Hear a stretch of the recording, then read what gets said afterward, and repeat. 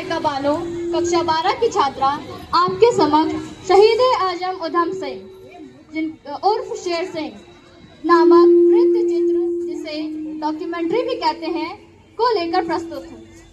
शहीद आजम उधम सिंह का जन्म 26 दिसंबर 1899 ईस्वी को पंजाब के संगरूर शहर के सुनाम नामक स्थान पर हुआ। उनके पिता सरदार टहल सिंह और माता नारायण कौर थी, जिनकी मृत्यु उधम सिंह के बचपन में ही हो गई। उनके बड़े भाई मुक्ता सिंह और वे दोनों के पालन पोषण के लिए कोई नहीं था, जिस कारण उन्हें अनाथालय में रहना पड़ा। अनाथालय में वे पढ़ाई के साथ साथ बढ़ई का भी कार्य सीखते थे। इसी दौरान अंग्रेजों ने एक काला कानून रॉलेट एक्ट के नाम से लाया, जिसका सीधा नियम था, भारतीयों को पकड़ने का कोई नियम नहीं होगा, ना वकील, ना अपील, ना दलील। पंजाब के deputy governor general Michael Francis O Dyer और जनरल डायर के आदेश पर एक जलियांवाला बाग में हो रही सभा में ब्रिटिश सेनाओं को आदेश देने से निहत्थी जनता पर गोलियां चला दी, जिससे लोगों की मौत हुई और लोग घायल हुए। अब माइकल फ्रांसिस ओ डायर और जनरल डायर बात करते हुए।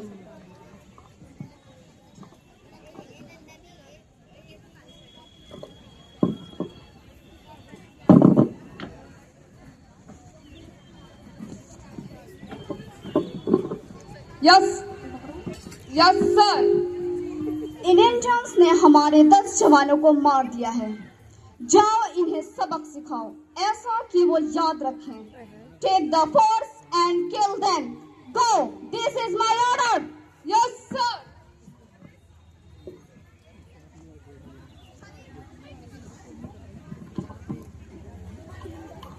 अब अमृतसर के जलियांवाला बाग में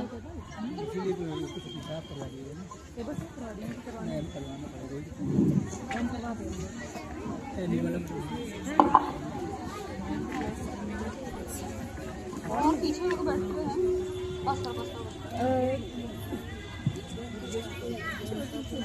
मेरे प्यारे भाइयों और बहनों, हम सभी के प्रिय नेता डॉक्टर सत्यपाल और सैफुद्दीन किचलू को जनरल डायर ने पहले ही गिरफ्तार कर लिया है, और अब हमें भी बिना किसी गुनाह के, बिना किसी सुनवाई और बिना किसी कसूर के मारने और पकड़ने के लिए रॉलेट एक्ट लेकर आए हैं।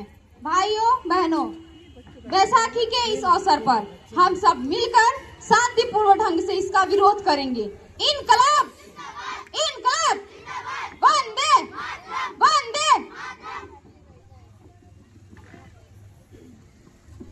अच्छा, हमने तुम लोगों को यहाँ पे भीड़ लगाने से मना किया था। हमने मार्शल लॉ लगाया। हमने तुम लोगों को घर से बाहर निकलने के लिए रोका, पर तुम लोग हमारा बात को नहीं मानता। तुम लोग सरकार से गद्दारी करता है। अब मरने के लिए तैयार हो जाओ। All of you take your position and fire.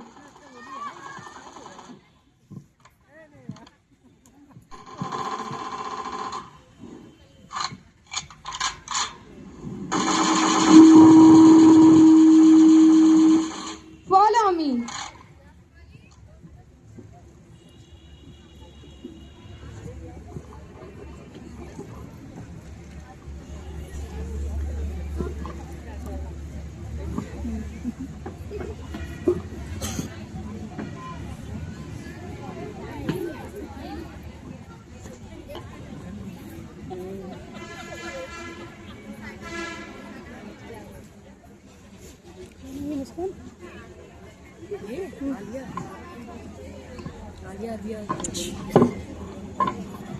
मेरे भाई, मेरे प्रिय, हो चुकी है फैसला, एक बार होना चाहिए। ये तमाशा अब सरे बाजार होना चाहिए। मैं इस मिट्टी की सौगंध खाकर कहता हूँ, अंग्रेजों, मैं तुमसे बदला लेकर रहूंगा। वंदे मातरम, इंकलाब जिंदाबाद।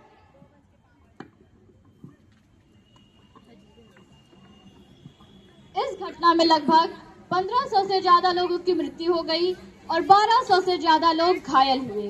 जनरल डायर, जो इस घटना का नेतृत्व कर रहा था, जिसे अमृतसर का कसाई भी कहा जाता था, उसकी मृत्यु सन 1927 में ही हो गई थी।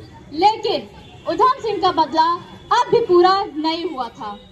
माइकल फ्रांसिस और डायर वो अब भी जिंदा था, जिसे मारने की प्रण उधम सिंह ने लिया था।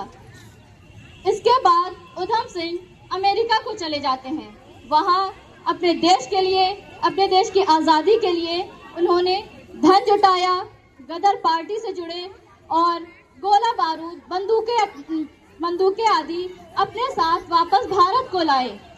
अब उधम सिंह अमेरिका में।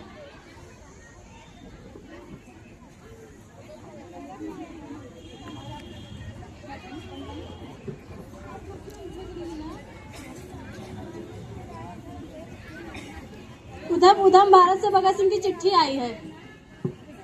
खोलो तो सही, देखिए क्या है। भारत में बब्बर अकालियों ने अंग्रेजों के खिलाफ एक संग्राम चलाया है। उधम, इस संग्राम में हमें भी शामिल होना चाहिए। क्यों नहीं साथियों, हमें हमारी मिट्टी बुला रही है। अब हमें भारत चलना होगा। हाँ, चलो। अब उधम सिंह अमेरिका से वापस भारत में आते हैं, जहां उधम सिंह भगत सिंह से मिलते हुए।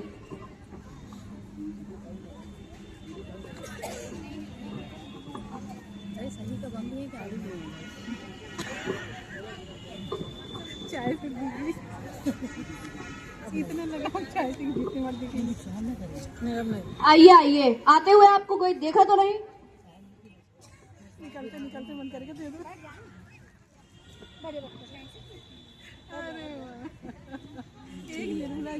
भगत सिंह जी, हमने अमेरिका से कुछ हथियार इकट्ठा किए हैं जो हमें हमारे क्रांति में काम आएंगे।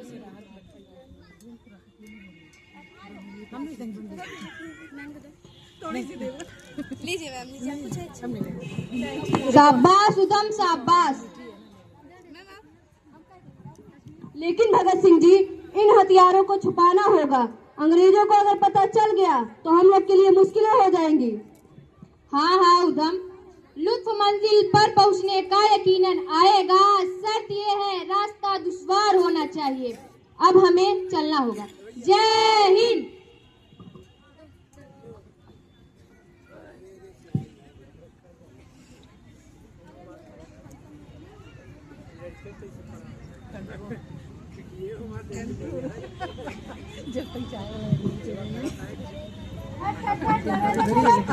मैं वही देख रही हूँ।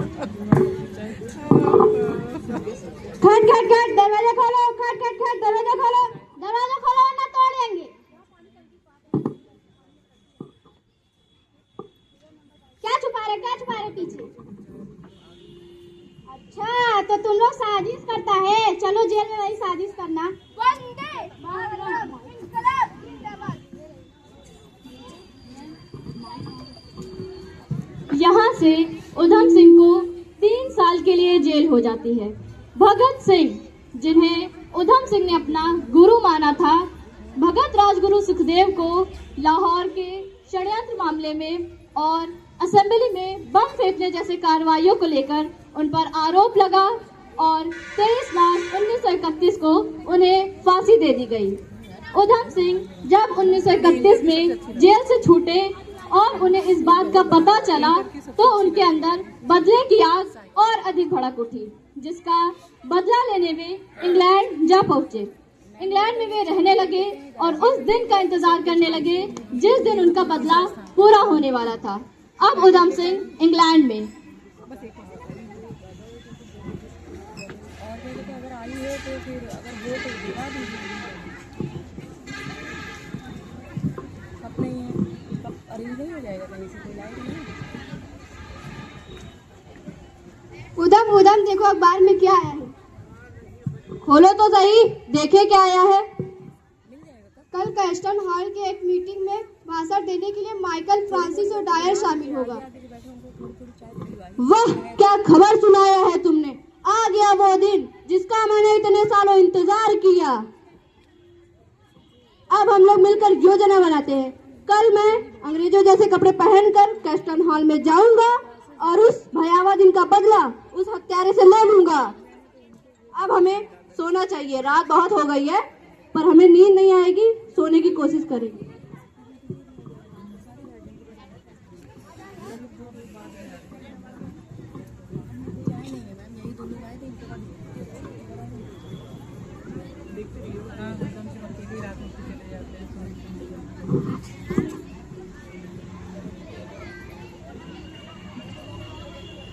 अब मुझे कल की तैयारी करनी चाहिए। कल तो वहां बहुत सुरक्षा होगी, पर मैं बंदूक कैसे ले जाऊंगा? एक काम कर सकता हूँ, बंदूक को मैं एक किताब में छुपा करके ले जाऊंगा।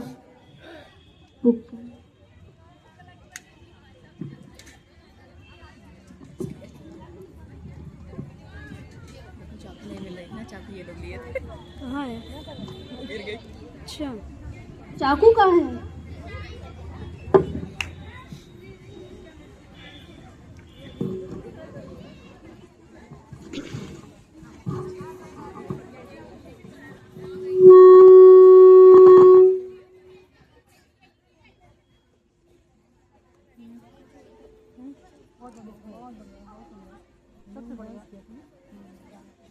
भारती पूछ रही हाँ काफ़ी तक पिछली बार कितने वाले तो पिछली बार जो आता है ना उसका पैसा आता है यूथ वाला यूथ क्लब का पैसा।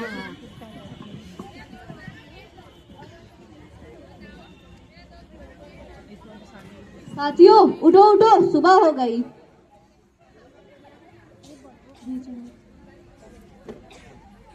साथियों, हो सकता है ये हमारी आखिरी मुलाकात हो। हमें अपने मिट्टी के लिए बलिदान होना है और तुम्हें इस क्रांति की मशाल को जलाए रखना है। अब हमें चलना चाहिए। अब हमें चलना होगा। जाओ उधम जाओ। अब उधम सिंह इंग्लैंड के कैक्सटन हॉल में।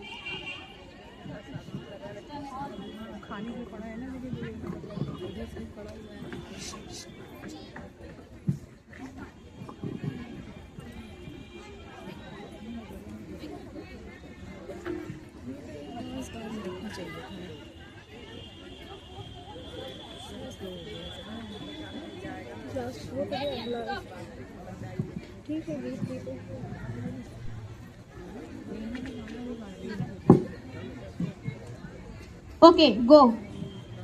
Hey, come here. What is this?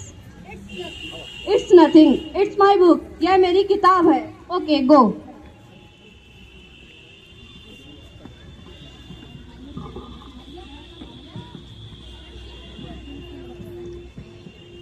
Ladies and gentlemen.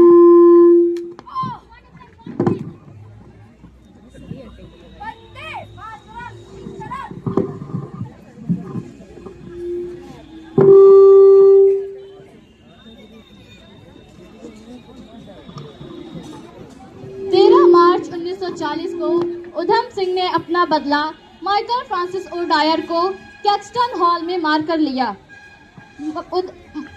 Udham Singh Michael Francis O'Dwyer को मारने के बाद ना ही डरे ना ही भागे, बल्कि उन्होंने आत्मसमर्पण कर दिया। माइकल फ्रांसिस ओडायर को मारने की खबर एक आग की तरह चारों तरफ फैल गई। यह खबर भारत भी पहुंची, जहां जवाहरलाल नेहरू और गांधी जी बात करते हुए।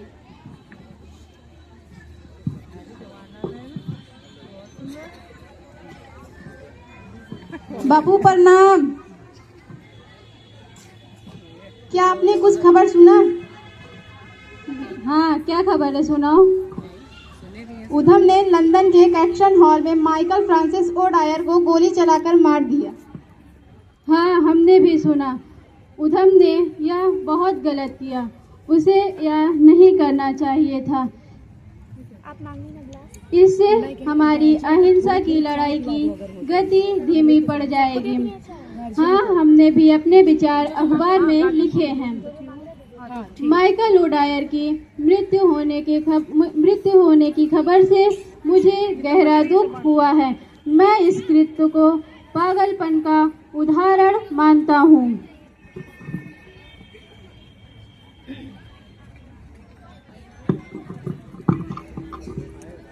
जून 1940 को उधम सिंह पर मुकदमा चला और वे जेल में 42 दिन के उपवास पर भी रहे। अब उधम सिंह जेल में।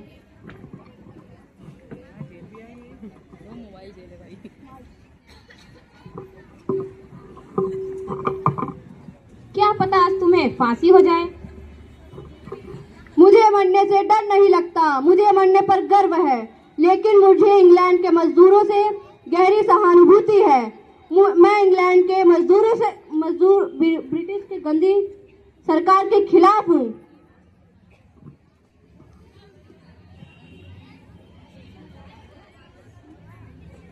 सरफरोशी की तमन्ना अब हमारे दिल में है, देखना है जोर कितना बाजुए कातिल में है। अच्छा सुनो, आज तुम्हें फांसी होगी। क्या तुम्हारी कोई आखिरी विश? हाँ, है हमारी आखिरी इच्छा। लोग मुझे मेरे मरने के बाद राम मोहम्मद सिंह आजाद के नाम से जाने, ताकि मेरा देश एकता के सूत्र में बंधा रहे। वंदे मातरम, इंकलाब जिंदाबाद, ब्रिटिश सरकार मुर्दाबाद।